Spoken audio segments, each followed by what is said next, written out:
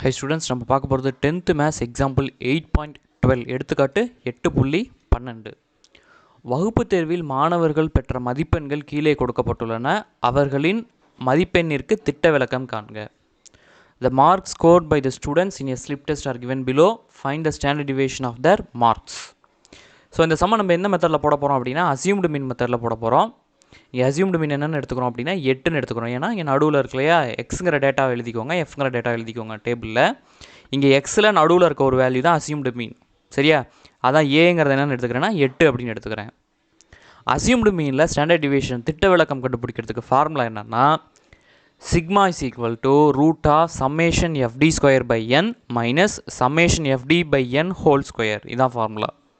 சரியா, ஸோ அப்போ இதில் இருக்க இது எல்லாத்தையும் நம்ம கண்டுபிடிக்கணும். ஃபஸ்ட் நம்மளுக்கு சம்மில் என்ன கொடுத்துருக்காங்கன்னா எக்ஸ் கொடுத்துருக்காங்க, எஃப் கொடுத்துருக்காங்க இல்லையா. ஸோ எஃப் எல்லாத்தையும் ஆட் பண்ணுங்கள். 7 3 கூட்டினா 10, 10 5 கூட்டினா 15, 15 9 கூட்டினா 24, 24 5 கூட்டினா 29. ஸோ எஃப் எல்லாம் கூட்டி கிடைக்கிற ஆன்சர் என்னென்னு எழுதணும்னா கேபிட்டல் என் அப்படின்னு எழுதணும். ஸ்மால் என் கிடையாது, கேபிட்டல் என். சரியா, அடுத்து நம்ம என்ன கண்டுபிடிக்கணும், ஃபார்முலா பாருங்கள். எஃப் இருக்குது, டி கண்டுபிடிக்கணும். சரியா, டி அப்படிங்கிறது ஒன்றும் இல்லை, எக்ஸ் மைனஸ் ஏங்கிறது அசியூம்டு மீன்.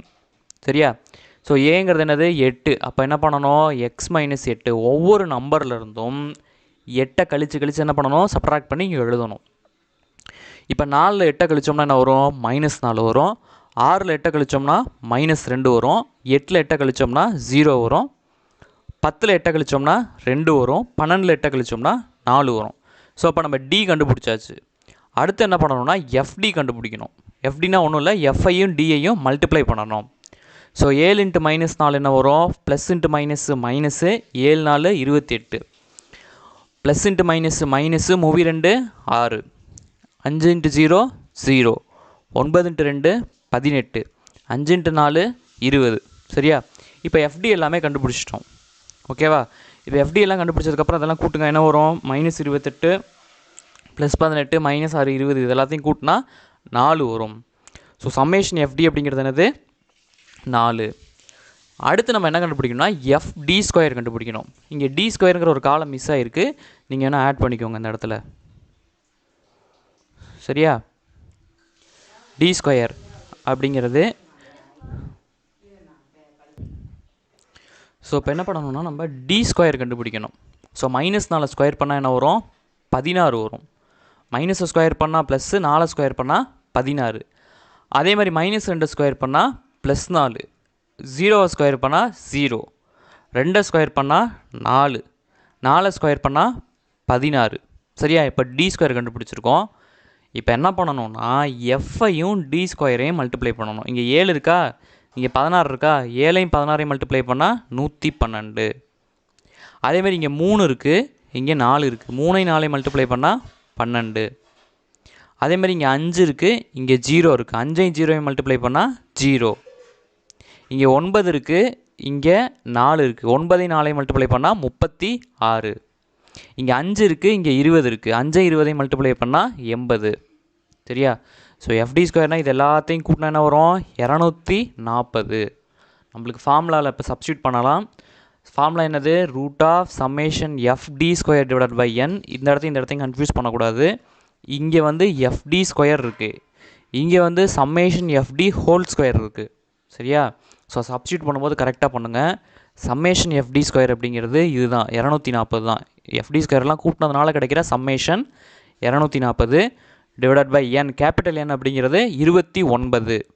சரியா, 29 மைனஸ் சம்மேஷன் எஃப்டி அப்படிங்கிறது இது எல்லாத்தையும் கூட்டினா கிடைக்கிறது என்ன வந்துச்சு, 4 வந்துச்சா, அந்த 4 பை என் கேபிட்டல் என் அப்படிங்கிறது 29. சரியா, ஸோ இப்போ இதை என்ன பண்ணுறீங்கன்னா இந்த 240 அப்படியே இருக்கட்டும், இதை கூட இப்படி எழுதிக்கோங்க. 240 டிவைடட் பை 29 மைனஸ் 4 ஸ்கொயர் பண்ணால் என்ன வரும், 16 வரும். கீழே 29 ஸ்கொயர் பண்ணால் 29 × 29 வருமா, 29 ஸ்கொயர்னு கூட எழுதிக்கலாம். நம்ம வந்து என்ன இப்போ பண்ணிக்கிறேன்னா 29 × 29 எடுத்துக்கிறேன். அடுத்த ஸ்டெப்பில் எல்சிஎம் எடுக்கிறேன். டினாமினேட்டரில் என்ன எடுக்கிறேன் அப்படின்னா 29 × 29 எடுத்துக்கிறேன். ஏன்னா ஒரு 29 இங்கே இருக்குது, அதனால் இன்னொரு 29 மட்டும் மல்டிப்ளை பண்ணால் போதும்.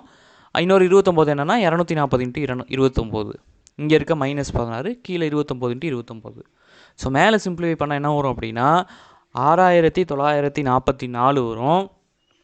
கீழே என்ன இருக்கும்? எல்சிஎம் எடுத்ததுக்கப்புறம் 29 × 29 தான் இருக்கும். சரியா? ஸோ இப்போது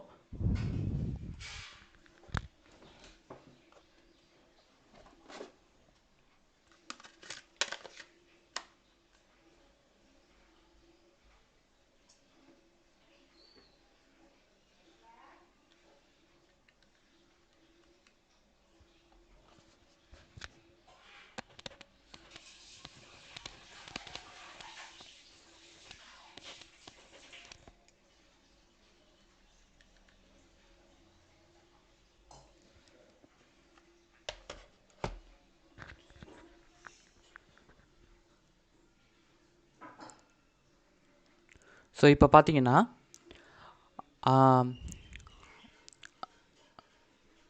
6944 ரூட் எடுத்தோம் அப்படின்னா 83.33 வரும்.